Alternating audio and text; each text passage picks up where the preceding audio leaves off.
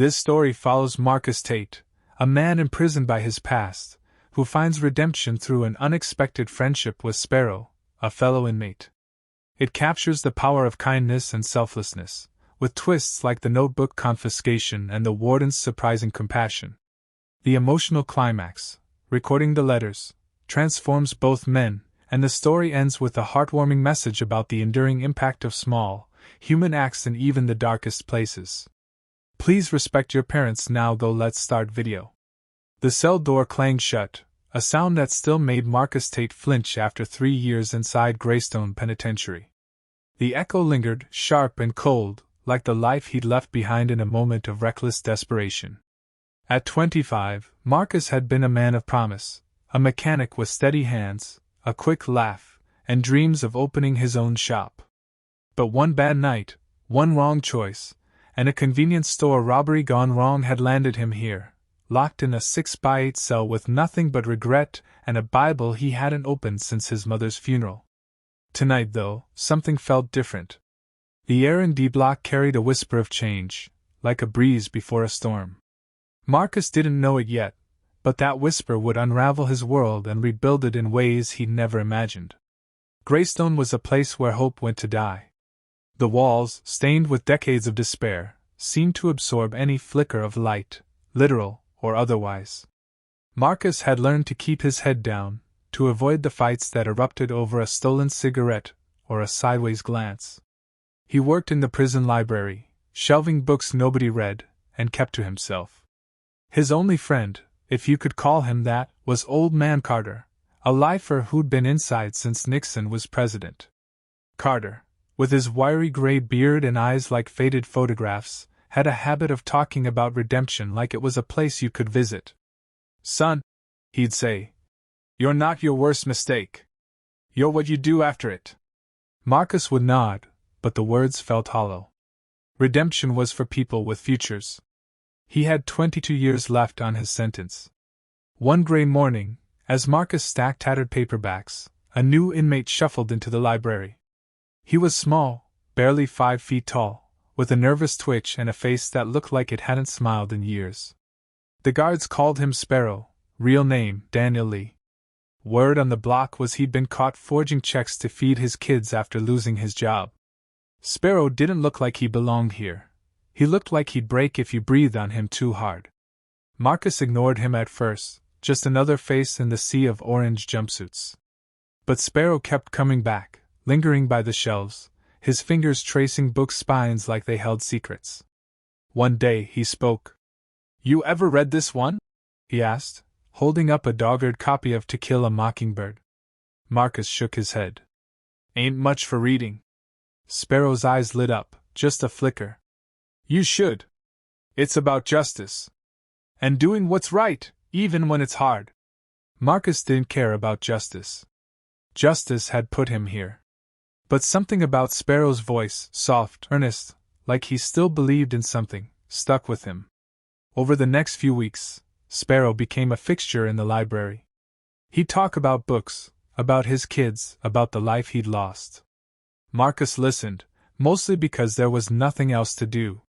But the more he listened, the more he saw himself in Sparrow's stories, not the crime, but the weight of it. The way a single mistake could ripple outward, drowning everything you loved. Sparrow had 2 daughters, ages 6 and 8, and he carried their crayon drawings in his pocket, folded so tight they were falling apart. "They don't know I'm here," he confessed one day. "Their mom says I'm working out of state. I write 'em letters, but I can't send 'em. Don't want 'em to know their dad's a failure." Marcus didn't know what to say to that. He'd never had kids, never had anyone depending on him. His own family had stopped visiting after the first year. But Sparrow's words gnawed at him, like a splinter he couldn't pull out. One night, lying on his bunk, staring at the cracks in the ceiling, Marcus made a decision. It wasn't grand or heroic, just a small, stubborn thing. He'd help Sparrow write those letters. Not just write them, but make them something his daughters could hold on to, something that wouldn't feel like shame. The next day, he found Sparrow in the library and slid a notebook across the table. "Write your girls," Marcus said. "I'll help you make 'em sound good." Like you're a dad they can be proud of. Sparrow looked at him like he'd offered him the moon. They started slow, crafting letters about imaginary adventures, Sparrow working on a big construction project, building bridges, seeing the world. Marcus, who'd never been much for words, found himself suggesting details. The smell of sawdust, the sound of a river under a half-built bridge. Sparrow's handwriting was shaky, but his stories grew stronger, brighter. The letters became a ritual, a secret between them. Marcus didn't know why he cared, but he did. Maybe it was the way Sparrow's face softened when he wrote, like he was touching something sacred. Then came the first twist. One afternoon, as they worked on a letter, a guard stormed into the library, face red and fists clenched. "Tate! Lee! Up against the wall!" The library was tossed, books scattered, pages torn. Someone had reported contraband, and the guards were sure it was hidden in the stacks. Marcus knew better. Contraband didn't live in the library. It lived in mattresses and hollowed-out soap bars. But the guards didn't care about truth. They cared about control.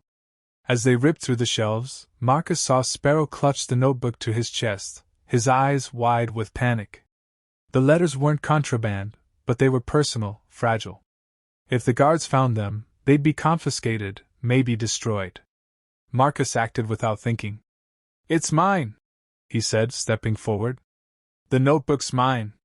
Just some dumb stories I'm writing." The guard, a hulking man named Kessler, sneered. "Stories, huh? You think you're Shakespeare?" He snatched the notebook, flipped through it, and tossed it into a pile of confiscated items. Marcus's heart sank, but he kept his face blank. Sparrow was shaking, silent tears streaking his face. That night, in the mess hall, Sparrow whispered, "Why'd you do that?" "You didn't have to." Marcus shrugged. "Didn't do it for you. Did it 'cause it was right." But the truth was, he didn't know why he'd done it.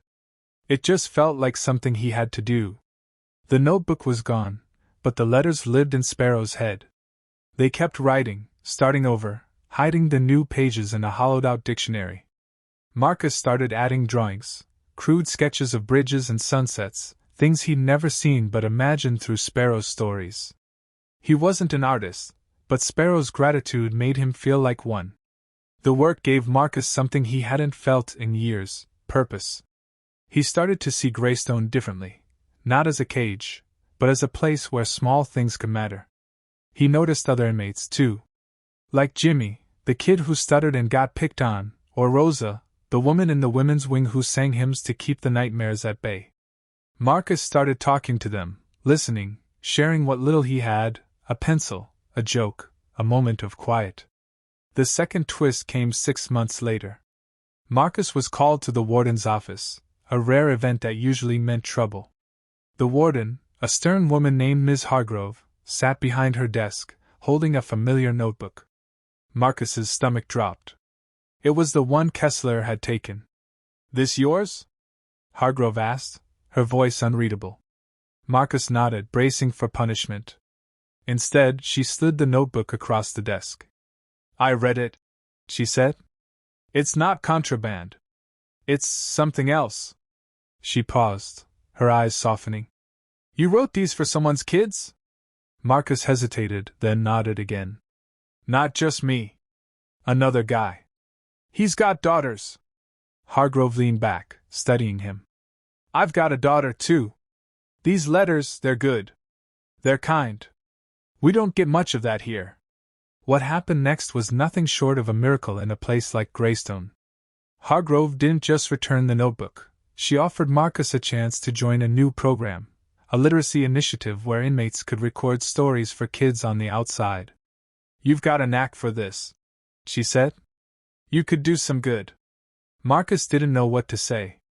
He wasn't a hero, wasn't even a good man, not in his own eyes.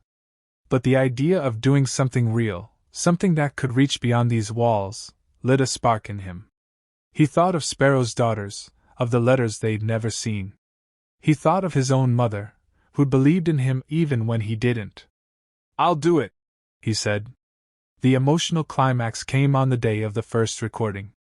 Marcus and Sparrow sat in a small room with a microphone, a stack of their letters, and a guard who looked bored but didn't interfere. Sparrow's voice cracked as he read the first letter, his words stumbling over the imagined bridges and rivers. Marcus took over when Sparrow faltered, his deep voice steady, weaving the story of a father who was far away but never stopped loving his girls. As they recorded, Sparrow broke down, sobbing so hard he couldn't speak. Marcus kept going, reading the words they'd written together, his own throat tight. He realized something in that moment. This wasn't just about Sparrow's daughters. It was about every kid out there waiting for a voice, a story, a piece of hope. It was about the man Marcus could still become. When they finished, Sparrow grabbed Marcus's hand, his grip fierce. "You gave me back my girls," he said. "You gave me back my heart." Marcus didn't know how to respond. He wasn't used to gratitude, wasn't used to matching. But in that cramped room, with the microphone still humming, he felt something shift inside him. He wasn't just a number in an orange jumpsuit. He was Marcus Tate, a man who could make a difference, even here. The program grew. Other inmates joined, sharing their own stories, their own regrets, their own dreams. Marcus became the unofficial leader, teaching guys like Jimmy how to write, helping Rosa turn her hymns into lullabies for kids she'd never met.